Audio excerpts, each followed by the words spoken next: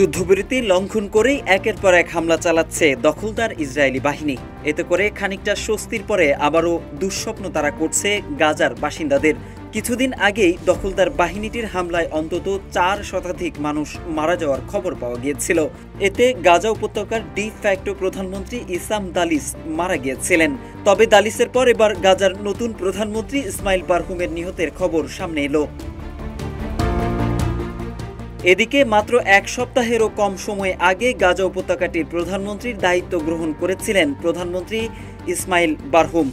গত 18 মার্চ গাজার তৎকালীন প্রধানমন্ত্রী ইসাম দালিসকে হত্যা করে ইসরায়েল। এরপর তার স্থলাভিষিক্ত হন বারহুম। তবে মাত্র কয়েকদিনের মধ্যেই তাকেও হত্যা করা হলো। দখলদার ইসরায়েলের প্রতিরক্ষা মন্ত্রী ইসরায়েল কাটজ বারহুম নিহত হওয়ার তথ্যটি নিশ্চিত করেছেন। ওয়ালটন আবারও মিলিয়নিয়ার অফারে ওয়ালটন ফ্রিজ কিনে আপনিও হয়ে যেতে পারেন মিলিয়নিয়ার। জানা গেছে রোববার রাতে দক্ষিণ গাজার খান ইউনিসের নাসের হাসপাতালে হামলা চালায় ইসরায়েলি বাহিনী।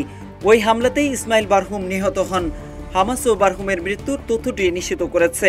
হামাসের পক্ষ থেকে জানানো হয়েছে ইসমাইল বারহুম নাসের হাসপাতালে চিকিৎসাধীন ছিলেন। সেখানেই ইসরায়েলি বাহিনী তাকে হত্যা করে। ইসরায়েলের প্রতিরক্ষা মন্ত্রী জানিয়েছেন, রোববার সন্ধ্যায় গাজার খান ইউনিসে প্রতিরক্ষা বাহিনী সফলভাবে জ্যেষ্ঠ হামাস কর্মকর্তা ইসমাইল বারহুমকে নাসের হাসপাতালে হত্যা করেছে। তিনি আরও বলেন, ইসমাইল বারহুম ছিলেন গাজার হামাস সরকারের নতুন প্রধানমন্ত্রী, যিনি দালিসের স্থলাভিষিক্ত ছিলেন।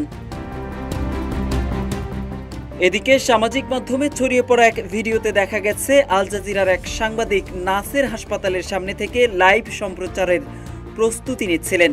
ঠিক সে সময়ই মিসাইল সদৃশ কিছু একটি হাসপাতালে আঘাত হানে। হামলার পরপরই হাসপাতালটিতে আগুন ধরে যেতে দেখা গেছে। মোহাম্মদ সাইফুল ইসলাম, ইত্তেফাক।